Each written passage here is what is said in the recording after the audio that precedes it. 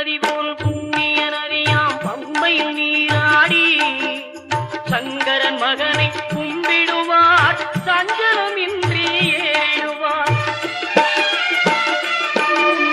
நீலிமலை ஏற்றம் சிவபாலனும் ஏற்றிடுவார். காலமெல்லாம் நமக்கே அருள்காவலனாயிருப்பார். தேகபலம் தா பாதபலம் தா தேகபலம் தா பாதபலம் தா தேகபலம் தாயின்